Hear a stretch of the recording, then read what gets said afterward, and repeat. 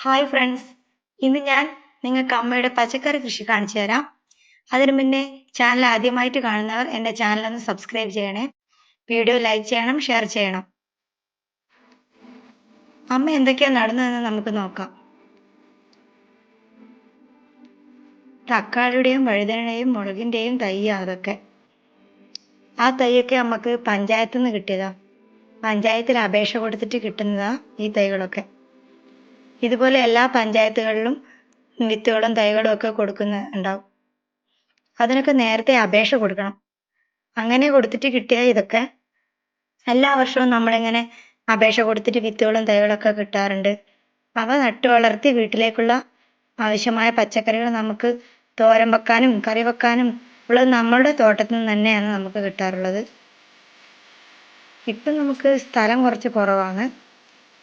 അതുകൊണ്ട് പഴയതുപോലെ നല്ല പച്ചക്കറികളൊന്നും നടാൻ പറ്റുന്നില്ല. എന്നാലും അത്യാവശ്യം വേണ്ടതൊക്കെ ഉണ്ട്.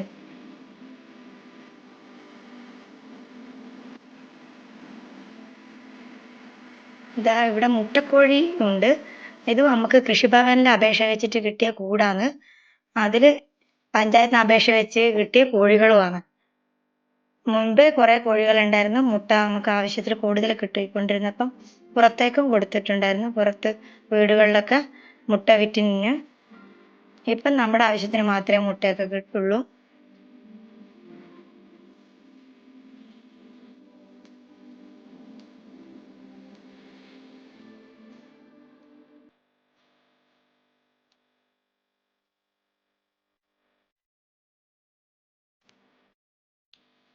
ഇത് റംബൂട്ടാനാണ്.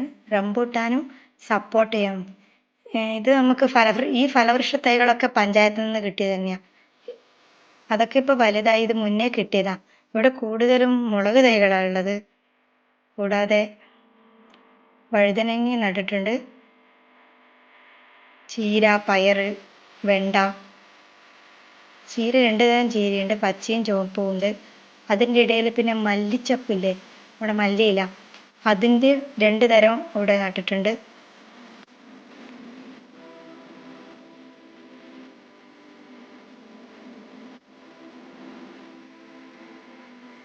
പിന്നെ ടിഷ്യൂ കൾച്ചർ വാഴയുണ്ട്. അതും ഈ പഞ്ചായത്തിന് കിട്ടിയത് തന്നെയാണ്. 5 എണ്ണം അതും നട്ടിട്ടുണ്ട്.